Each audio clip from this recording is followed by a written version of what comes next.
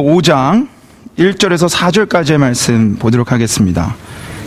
Today's scripture is Ephesians chapter 5, verse 1 to 4.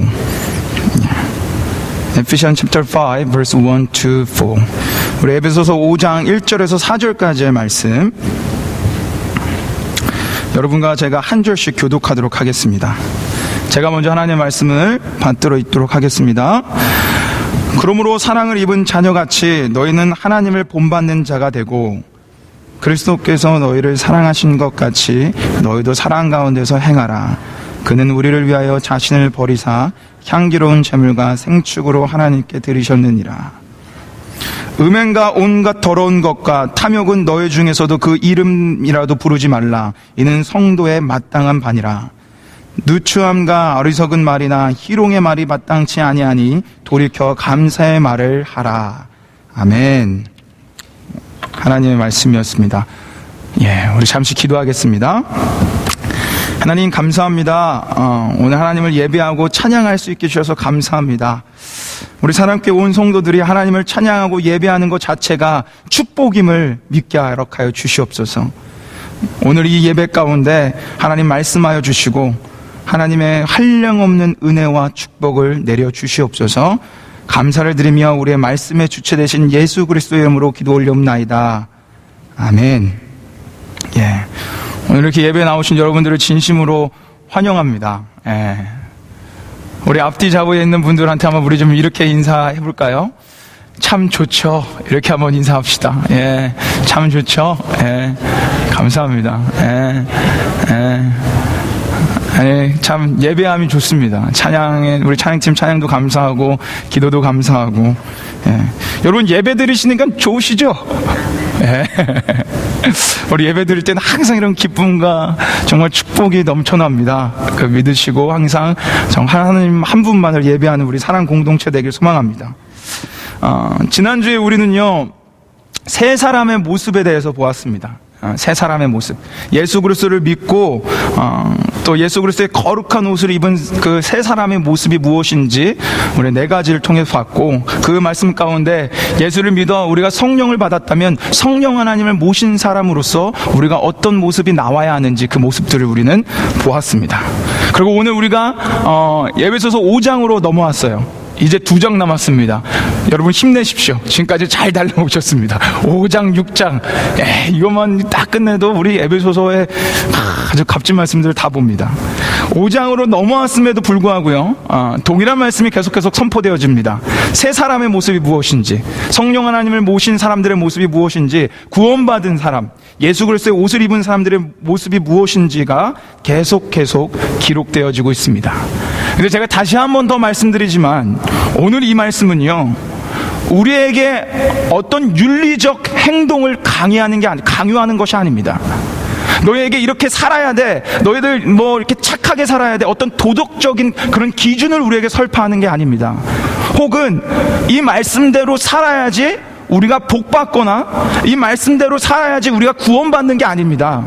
착하게 살아서 구원받고 착하게 살아서 하나님 축복해 주시는 거 아니에요. 이 말씀은 절대 그렇게 여러분들이 받아들여서는 안 됩니다. 이 말씀은요 예수님을 믿은 사람, 그래서 그 안에 성령 하나님을 모신 사람은 당연히 성령의 사람으로서 살아야 되는 모습을 증거하고 있는 거예요.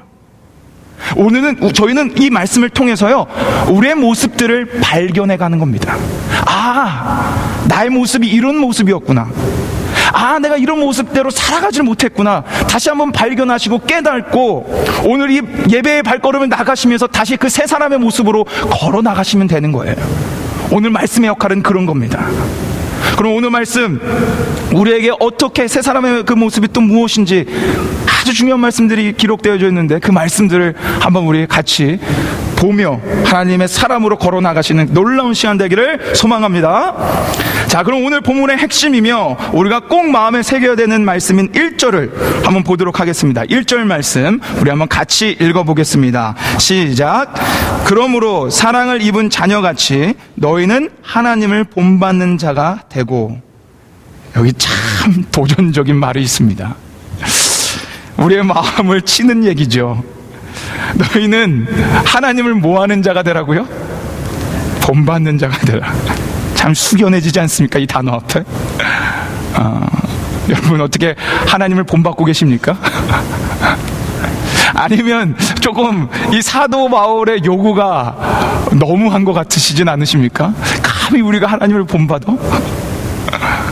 근데 사도 바울은요, 단지 우리를 본받으라고만 선포하지 않고요, 그 앞에 우리가 본받아 살기 이전에 꼭 명심해야 되는 그 당연한 문장 하나를 넣어놨어요. 앞으로 한번 보십시오. 1절 앞에 뭐라고 써 있습니까? 왜 우리가 하나님을 본받아며 살아가야 됩니까? 사랑을 입은 자녀. 여기에 사도 바울은요, 우리가 왜 하나님을 본받아 살아가야 되는지 명백한 이유를 써놨습니다. 우리가 바로 하나님의 사랑을 입은 아들, 딸이기 때문에 그렇습니다. 그리고 하나님이 우리의 아버지이기 때문에 우리는 그분을 본받아 살아가야 된다는 것입니다. 여기 본받는 자는요, 미메타이라는 뜻인데, 미메타이라는 단어인데, 이거는 그대로 본을 뜬 것, 누군가를 닮아가는 것을 의미합니다. 누군가를 닮아가는 것 혹은 그대로 본을 뜨는 것. 그래서 영어의 미믹이라는 단어가 이 미메타이라는 단어에서 나왔습니다. 이 말은요, 어떤 말이냐면, 우리가 보통 자녀가 그 부모의 모습을 닮거나 그 부모의 모습을 행동하는 것을 봤을 때 우리는 꼭 이런 얘기합니다. 야, 역시 피는 속일 수 없나 봐. 이런 얘기를 하죠. 우리 한번 다음 사진 한번 보여주시겠습니까? 예, 요즘에 가장 유명한 추사랑이라는 아이입니다. 예, 저기 옆에서 머리, 단발머리 웃기게 한 머리를 하고 있는 아이가 추사랑이라는 아이입니다. 예.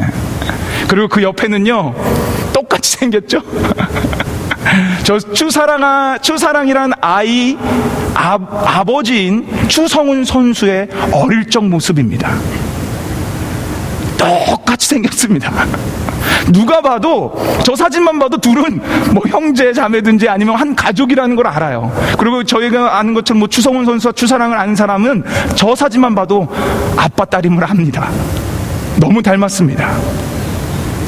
이처럼 딸인 추성훈 선수의 모습을 보았을 때, 아빠인 추사랑의 모습을 보았을 때 아빠인 추성훈 씨의 모습이 나오는 것, 이것이 바로 본받는 자입니다. 저는요, 한국교회 다니면서, 전 영락교회를 다녔지 않습니까? 정말 큰 교회입니다. 한 4만 명의 성도들이 있습니다. 근데 저희가 그 30년 동안 다녔고, 저희 아버님, 어머님도 거기서 계속 한 30년 넘게 신앙생활을 하셨기 때문에 아는 사람들이 너무 많아요. 저는 그 교회에서 이렇게 다니면 제일 많이 듣는 얘기가 뭔지 아십니까? 야, 너 어떻게 이렇게 아버지랑 똑같니? 야, 너 어떻게 이렇게 정장로님하고 똑같니? 저한테 그 얘기 정말 많이 해주셨고 들었습니다. 집에서 제가 집 전화를 받아서 여보세요 그러면 거의 대부분의 사람이 뭐라고 하는지 아십니까? 아, 예, 안녕하세요 정장로님. 다 제가 아버지인 줄 알아요. 음성도 똑같다고 합니다. 바로 이 말을 하고 있는 거예요. 너희 하나님의 사랑을 받은 자녀니? 너희 하나님의 사랑을 받아 아들, 딸이 됐니? 그러면 아버지의 모습이 너희 삶 속에서 나와야 해. 피는 속일 수 없어 라는 단어처럼 너의 모습 가운데 하나님의 모습이 담겨 있어야 해. 이게 바로 오늘 하나님을 본받는 자의 의미입니다. 그리고 2절에서요, 특별하게 우리에게 뭘 닮아야 되는지, 그 명확하게 닮아야 되는 것들을 지금 적어 놓은 거예요. 저 한번 우리 2절 말씀, 우리가 뭘 닮아야 되는지 한번 2절 말씀을 같이 읽겠습니다. 2절 말씀 같이 읽겠습니다. 시작. 그리스도께서 너희를 사랑하신 것 같이 너희도 사랑 가운데서 행하라. 그는 우리를 위하여 자신을 버리사 향기로운 제물과 생축으로 하나님께 드리셨느니라. 우리가 닮아야 하는 구체적인 모습이 무엇입니까? 예수 그리스도의 사랑의 모습입니다. 자기의 목숨까지도 아낌없이 내놓으신 그 모습을 본받으라고 얘기하고 있는 것입니다.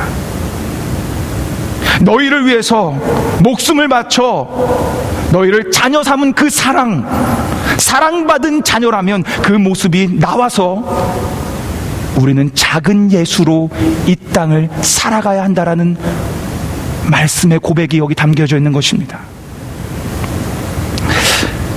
오지에 한 선교사님이 파송되었습니다. 그 선교사님은 성경 번역하는 선교단체에서 파송이 됐어요. 근데 이 선교사님은요, 언어의 달란트가 없었습니다. 그래서 성경 번역을 해야 되는데 그 오지 마을, 그 마을 부족에 가서 2년을 넘게 그곳에서 생활하는데 언어의 달란트가 없다 보니까 성경 번역을 잘 못한 거예요. 그래서 그 선교단체에서 다시 그 선교사님을 소환했습니다. 아직 넌 좀 부족한 것 같다. 그래서 다시 소환했어요. 그리고 아주 언어의 달란트가 뛰어난 선교사님을 그 선교지에 다시 파송했습니다.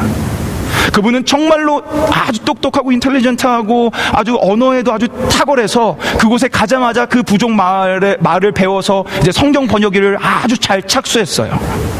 근데 그 새로 오신 선교사님이 한 번은 말씀을 전했습니다. 여러분, 예수 그리스도는요, 여러분을 위해 죽으셨어요. 예수 그리스도는 여러분을 위한 친구입니다. 그분은 낮은 곳에 가서 봉사하시고, 그분은 가난한 자, 가부 고아들을 도우며 사셨습니다. 이런 막 말씀을 하고 있는데 거기 마을 부족 사람들이 막 웅성웅성 되는 겁니다. 막 웅성웅성 되는 거예요. 그래서 선교사님이 물어봤습니다. 아니, 무슨 일이십니까? 그랬더니 그 마을 부족 사람들이 얘기합니다. 저희가 예수님을 봤습니다. 저희가 예수님을 봤습니다. 선교사님이 놀라서 다시 물어봅니다. 아니, 예수님을 봤다니요? 그게 무슨 말입니까? 지난번 선교사님의 모습에서 우리는 예수님을 봤습니다. 예수님의 모습을, 하나님의 모습을 본받는 자요, 우리에게 어떤 학력도 요구하지 않습니다. 어떤 신학적, 교리적, 철학적 그런 지식은 요구하지 않아요. 하나님의 모습을 본받는 거요, 우리의 삶에서 증거가 되어야 되는 것입니다. 우리의 모습을 통해서 예수 그리스도가 비춰져야 되는 것입니다. 그게 바로 하나님을 본받는 자의 모습입니다. 사랑하는 사랑교회 성도 여러분, 여러분이 예수님을 믿으셨습니까? 그럼 우리에게 이 목표가 생긴 거예요. 예수님을 닮는 것. 이게 우리 공동의 목표입니다. 이게 바로 성화이고요, 이게 바로 거룩한 삶이고요, 이게 바로 새 사람의 모습이고요, 우리가 열망하며 추구해야 되는 모습입니다. 궁극적인 목표, 바로 하나님을 본받는 자. 그래서 우리의 모습을 통해서 예수 그리스도가 증거되는 삶, 그게 바로 우리가 갈구해야 되는, 열망해야 되는 모습인 것입니다. 지난주 제가 한 주 동안 참 기쁜 소식도 있었지만 마음 아픈 소식도 너무 많았습니다. 지난주 기사 가운데 가장 마음 아프게 한 소식이 뭐죠? 김연아. 예, 그렇죠. 근데 그거는 따져보면 마음 아픈 게 아니고요, 분노하는 일입니다. 예. 지난주에 말씀 들었죠? 의로운 분노를 할 수 있는 그런 상황입니다. 그런데 그 사건 말고요, 우리 믿는 자로서 지난주에 우리가 얼마나 마음 아픈 사건들이 있었는지 모릅니다. 이 사건은 전 세계적으로 발표가 됐던 비보예요. 어떤 사건인지 아시죠? 한국교회에서 성지순례 갔다가 그곳에서 폭탄 테러를 당한 것. 그래서 3명의 희생자가 나온 것. 그 사실만 봐도 참 마음이 아픈데, 제 마음을 아프게 한 건 그 사건을 바라보고 있는 한국 사회의 시선이었습니다. 한국 사회의 시선이 어땠는지 아십니까, 여러분? 온갖 욕을 퍼부었어요. 같은 민족인 대한민국 사람이 테러를 당했는데 이 개독교 하면서 당해도 싸다, 정부에게 저 사람들 도와주지 마라, 하나님한테나 도움 얻으라고 해라, 각종 비난이 쏟아졌습니다. 그 사실에 마음이 아팠어요. 그 마음을 가지고 오늘 말씀을 다시 한번 묵상했습니다. 5절 말씀, 본받는 자가 되라. 그리스도를 사랑하신 것 같이 너희가 사랑 가운데 거하라. 이 말씀을 보는데요, 제 마음에 회개가 일어나더라고요. 제 마음에 너무 큰 회개가 일어났습니다. 우리가 만약 정말로 예수님의 모습대로 작은 예수가 돼서 정말 믿는다고 하는 자들이 예수의 모습을 드러내며 살았다면 우리가 개독교라는 소리를 들었을까?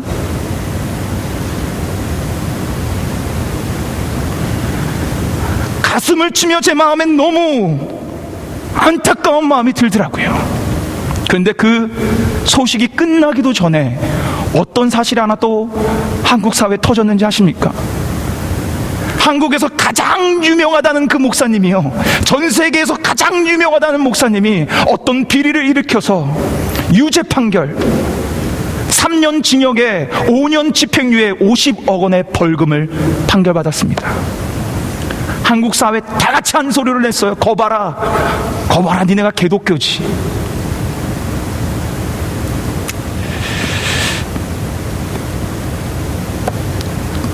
여러분이 정말 사랑을 받은 하나님의 자녀, 정말로 저 십자가를 바라보면서 내가 구원받았다는 것을 정말 믿으신다면 우리는 이 현실 앞에요, 가슴을 치면서 회개해야 됩니다. 세상 사람들이 개독교라고 욕하는 걸 뭐라고 하면 안 되고요, 우리는 우리의 부족한 모습, 우리가 예수의 모습으로 살아가지 못한 모습을 한탄하셔야 돼요. 그러면서 오늘 본문 말씀을 다시금 받아들여야 됩니다. 아, 내가 하나님을 본받는 자로 살아가지 못했구나. 아, 내가 예수 그리스도의 사랑을 증거하며 살아가지 못했구나. 여러분, 한탄하셔야 돼요. 이 말씀 그냥 볼 수 있는 말씀 아닙니다. 특별히 지금 현실 가운데 이 말씀은요, 우리의 가슴을 치면서 들어야 되는 말씀입니다. 작은 예수로 살아가지 못했구나. 근데 오늘 말씀은 우리에게요, 한 가지를 정확하게 가르쳐주고 있어요. 너희가 하나님을 본받는 자로 살아가려면 이 한 가지가 필요해. 그게 무엇이냐면, 사도 바울이 지금 4장, 5장을 통해서 우리에게 계속적으로 선포했던 한 가지 패턴입니다. 그거는 바로 버리는 것입니다. 버리는 것. 4장 말씀, 제가 지지난주에 복음의 외침에 대해서 말씀드렸을 때 복음의 외침이 뭐라 그랬습니까? 옛사람, 우리의 감각 없는 타락한 본성을 어떻게 하라고요? 벗어버려라. 지난주 말씀 한번 기억해 보십시오. 똑같은 동일한 패턴이 있습니다. 뭔지 아십니까? 그냥 참된 것을 말하라 그랬습니까? 거짓말을 버리고 참된 것을 얘기해라. 도적질하는 모습을 버리고 내 손으로 수고하여 선한 일을 해라. 악한 말들을 버리고 성령 하나님을 생각하며 참된 것을 말해라. 그 앞에 버리라는 동일한 패턴이 있었습니다. 오늘 말씀 3절 한번 보십시오. 오늘 말씀 3절에도요 동일한 패턴이 있어요. 우리 한번 3절 말씀 같이 읽겠습니다. 같이 읽겠습니다. 시작. 음행과 온갖 더러운 것과 탐욕은 너희 중에서 그 이름이라도 부르지 말라. 이는 성도에 마땅한 바니라. 여기 분명 그 이름이라도 부르지 말라, 버려라 라는 명령이 나옵니다. 4절 동일한 패턴이 있습니다. 한번 이 4절 같이 읽겠습니다. 시작. 누추함과 어리석은 말이나 희롱의 말이 마땅치 아니하니 돌이켜 감사하는 말을 하라. 여기에서 돌이켜라는 말을 하며 우리의 어리석은 말들을 다 버리라 라는 패턴이 동일하게 나옵니다. 근데 여러분, 버려라, 저는 이걸 버림의 법칙, 떠남의 법칙이라고 얘기하는데, 이 버리라는 건요, 하나님께서 그의 백성, 언약의 백성, 그의 거룩한 백성을 부르시던 그 첫 번째 역사가 시작하던 창세기에서부터 나왔던 모습이에요. 우리 한번 그 모습을 보기 원합니다. 창세기 12장 1절 말씀 한번 우리 같이 저 말씀 읽겠습니다. 시작. 여호와께서 아브라함에게 이르시되 너는 너의 본토 친척 아비 집을 떠나 내가 내게 지시할 땅으로 가라. 여기 지금 뭐라고 나옵니까? 너의 본토 친척 아비 집을 어떻게 하라고요? 떠나. 자기가 의존하고 있고 자기가 우상 숭배하고 있고 모든 것들을 갈구하고 있던 이 모습에서 떠나서 내가 지시할 곳, 그 즉 너를 위해 예비한 거룩한 곳으로 가서 지내라는 거예요. 이 패턴은 동일하게 구약 성경에 계속 나옵니다. 계속 나와요. 우리 사무엘상 다음 말씀 한번 보겠습니다. 사무엘상 7장 13절 말씀, 우리 한번 같이 이 말씀 읽겠습니다. 시작. 사무엘이 이스라엘 온 족속에게 일러 가로되 너희가 전심으로 여호와께 돌아오려거든 이방 신들과 아스다롯을 너희 중에서 제하고 너희 마음을 여호와께로 향하여 그만 섬기라. 너희를 블레셋 사람의 손에서 건져내시리라. 아멘. 여기 뭐라고 나옵니까? 우상들을 다 제하고 하나님을 향해 돌아서라고 얘기하고 있습니다. 신약 성경에도 동일한 패턴입니다. 우리 봤던 예배소서 말씀, 옛사람을 벗어버려라. 그리고 새 사람을 입어라. 너는 그리스도와 함께 십자가에 못 박아 죽어라. 그리고 다시 그와 함께 부활의 몸으로 다시 태어나라. 지난 제가 송구영신 예배 때 회개에 대해서 제가 말씀드렸습니다. 회개란 단지 죄를 고백하는 게 회개 아닙니다. 회개란 지금까지 살아가고 있었던 이 모든 것, 탐욕스럽고 그 음탕하고 그 악한 것들에서부터 돌이키는 것, 그리고 믿음의 주인 예수 그리스도를 바라보는 것, 이게 회개입니다. 이게 믿음의 시작이에요. 버리고 돌아서서 믿음의 주 예수 그리스도를 바라보는 것, 이게 우리의 신앙의 시발점입니다. 우리의 신앙은 여기서부터 나와야 돼요. 오늘 말씀은요, 단 한 번도 끊으라 얘기 안 했어요. 참으라 얘기 안 했습니다. 버려라라고 얘기했습니다. 제가 지금부터 행동할 것들을 가지고 너무 오해하지 마시고 시험 들지 마십시오. 저는 연극영화과였고 저는 부족한 자이기 때문에 너무 잘 어울릴 수 있어서 드리는 말씀입니다. 여기 담배 피는 사람들이 몇 명 있습니다. 담배 피는 사람들에게 동일한 하나의 패턴이 있습니다. 뭔지 아십니까? 담배 끊어야 되는데, 내가 진짜 이 담배 내가 올해는 꼭 끊으리라. 잘 어울리십니까? 담배를 손에 든 채요, 계속 담배를 끊어야 된다고 얘기하고 있습니다. 이러면 담배를 끊을 수 없습니다. 우리의 모습은 어떤지 아십니까? 예수님을 믿는다고 들어왔습니다. 하나님 나라에 입성하셨어요.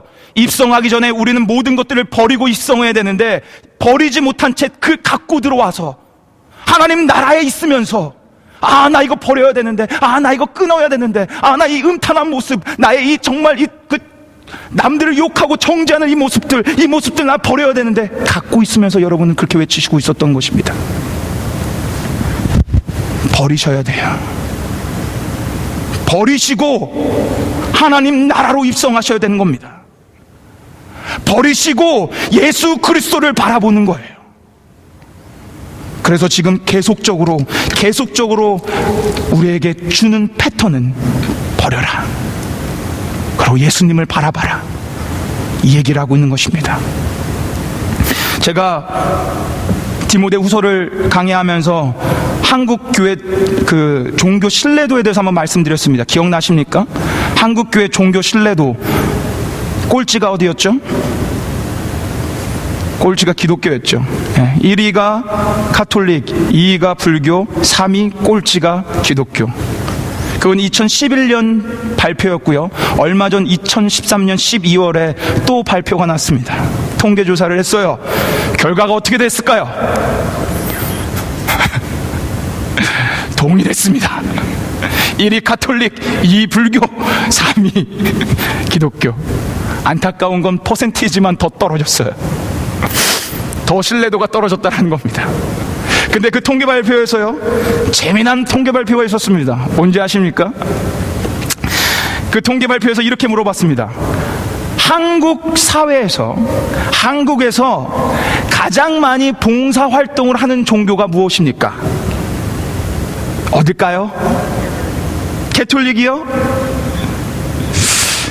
35.7%가 1위로 기독교를 뽑았어요.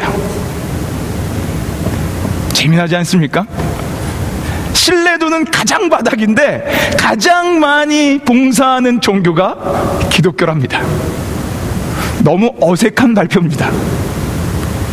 왜 이런 발표가 났을까요? 한국 기독교를 신뢰할 수 없는 이유 1위로 한국 기독교인의 말과 행동이 다른 모습을 뽑았습니다. 세상 사람들은요, 한국 기독교가 봉사 많이 하는 거 알아요. 전도 많이 하는 거 압니다. 그런데 그 안에 예수님을 볼 수 없다라는 거예요. 교회 와서 열심히 예배하고 봉사하고 빈민들을 돕고 좋습니다. 그런데 그들이 집에 돌아가면 다시 옛사람의 모습으로 살고 있어요. 그들이 다시 직장으로 돌아가면 다시 옛사람의 모습으로 살아갑니다. 학교로 돌아가면 언제 그 교회에서 찬양했냐는 듯 술 취한 모습으로 학교에서 살아가고 있어요. 그러니 누가 기독교를 믿겠습니까? 세상 사람들이 우리에게 요구하고 있는 게 한 가지 있습니다. 예수님을 전해달라? 아닙니다. 그들이 우리에게 요구하는 건 오늘 말씀처럼 예수님을 보여달라는 거예요.